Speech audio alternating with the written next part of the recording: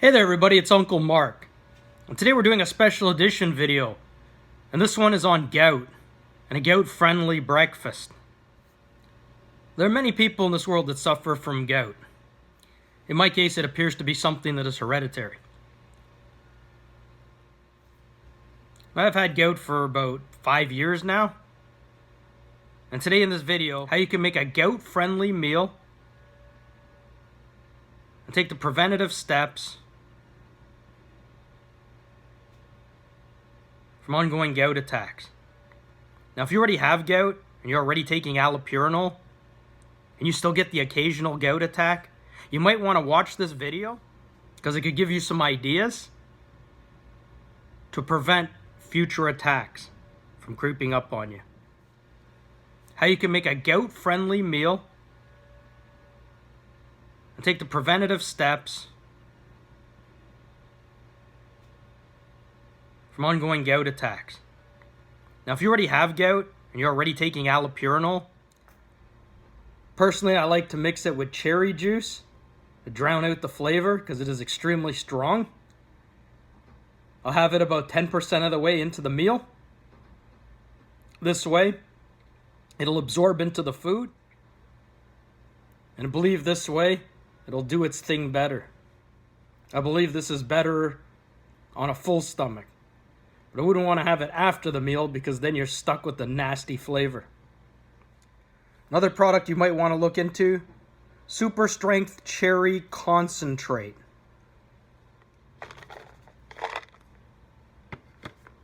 It's just cherries in a tablet kind of form. Cherries. Now, it's one thing to have a formal education and learn about something, maybe become a specialist on the topic, in something that they do not have direct experience with. Now, let me give you an example. There might have been somebody that could have studied pandemics for years, or for 50, 60, 70 years of their life. And 2 years ago, they have all this knowledge on pandemics, and they're referred to as a specialist in pandemics. But chances are they've never lived through a pandemic. Go see your doctor, and the doctor diagnoses you with gout. The doctor may have seen hundreds or thousands of patients that have gout and looks at it and goes, "Yep, I've seen that before, that's gout. Seen that many times. Seen videos, read about it, seen it in real life," but the doctor doesn't have gout. Now, I've had gout for about maybe 5 years now. It's hereditary. So I'm not surprised that it landed in my lap, so to speak. And let me tell you, your foot blows up, it's fully blown up. Imagine walking around with an orange strapped to the bottom of your foot. Only it's not just a discomfort, it's extremely painful. Now, if you go to a doctor and you get diagnosed with gout, that's easy. They write you a script for allopurinol, and therefore you're less likely to have gout attacks. But it doesn't eliminate it completely. In medicine, most of the time, they treat after the fact. "Doctor, I have an earache." Okay, here's an antibiotic. You get the problem, they give you the remedy. So until you're lying there in bed with your foot blown up for 2 or 3 days usually, asking yourself, why didn't I take the preventative route? That doesn't have to be you. So the best way to get rid of gout is you have to flush it out. You gotta drink a lot of water. And tea and coffee are also gout friendly. If you don't have tea, you can boil hot water and add some fresh ginger and lemon to it. It's just as good. I did go to the Canadian Academy of Natural Health. I finished a course as a registered Nutritional Health Specialist.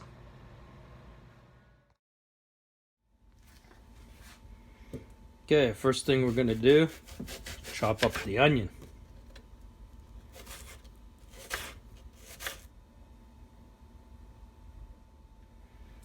On some garlic. I like to thinly slice the garlic. It's a preference.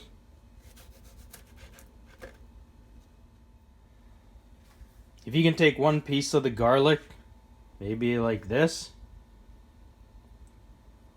If you can tolerate eating that raw, it's very, very healthy for you.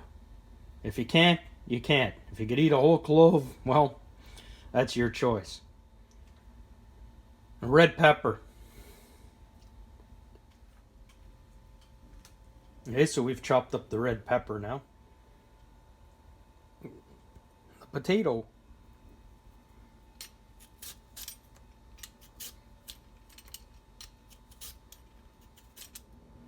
Okay, so we've chopped up the potato. Okay, we start off number 4.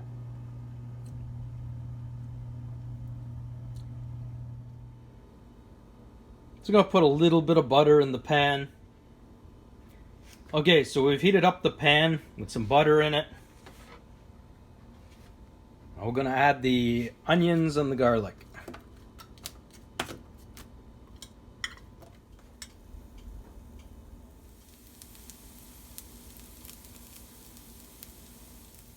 The onions start turning color and they look like they're getting cooked nicely. We can add in the peppers.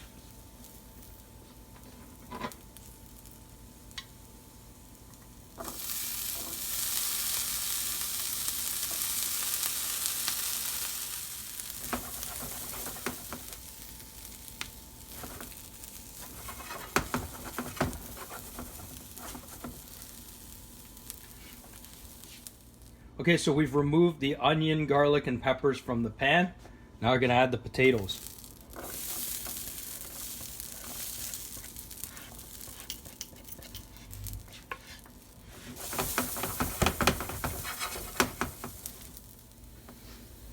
As you can see, the potatoes are starting to turn brown. That's a good sign. So once the potatoes are browned off, they're cooked, we can take them out. And we are now going to lower the heat to about number 2.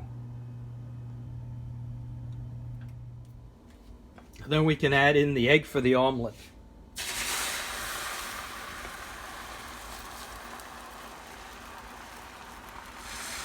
You can use 2 large eggs or 2 extra large eggs. Some people want a bigger omelet. You might want to use 3 eggs. I'm just using 2. Now, because of using a non-stick pan, you can see how it moves around nicely in the pan. I'm going to add a little low-fat cheese.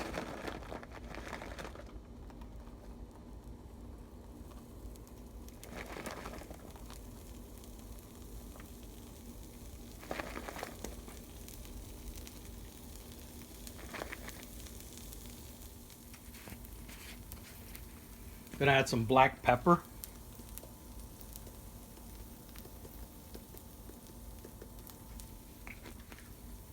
I'm going to add some turmeric.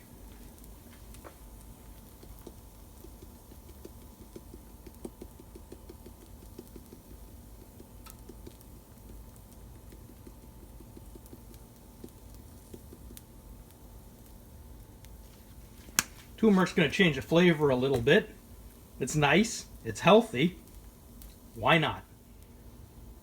Okay, so once the cheese is melted, we can add the peppers and onions.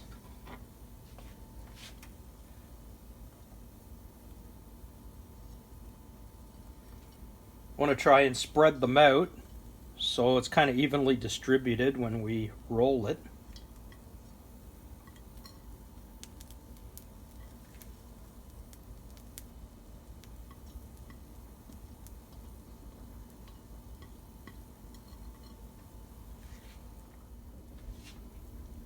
Now, to make it easier to roll it, you might want to use a fork to help guide it.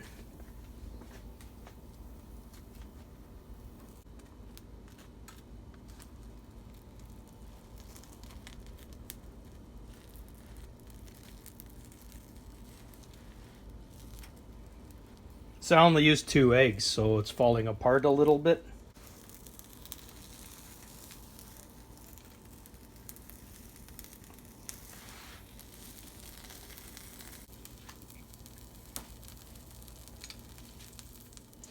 Okay, so we've plated the omelet and the potatoes.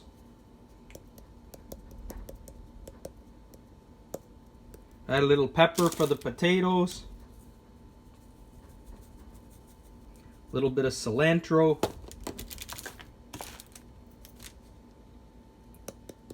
If you don't mind the flavor, a little bit of turmeric. You could also put paprika on there. We'll finish it off with some chopped green onion.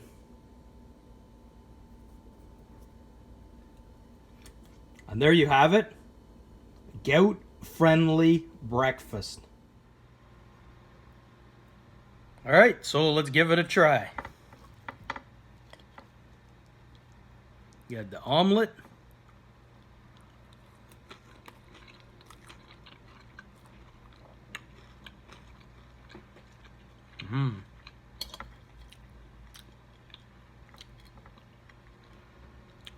Some potatoes.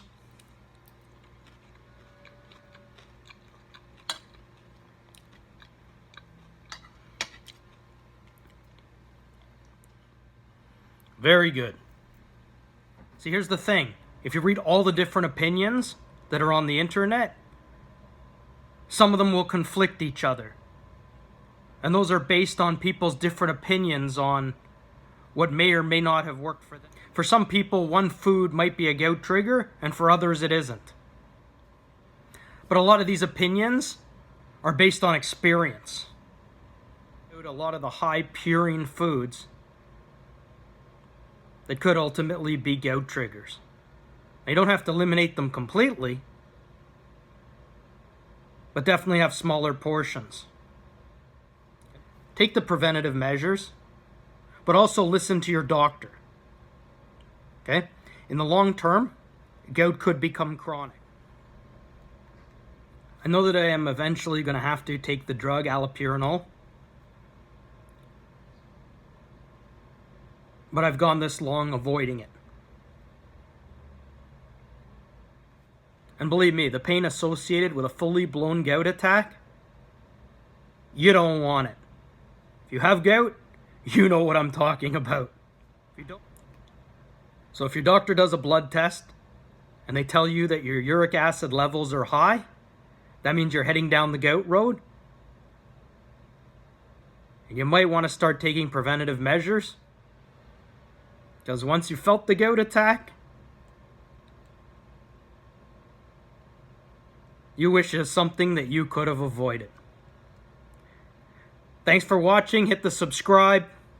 See you next time.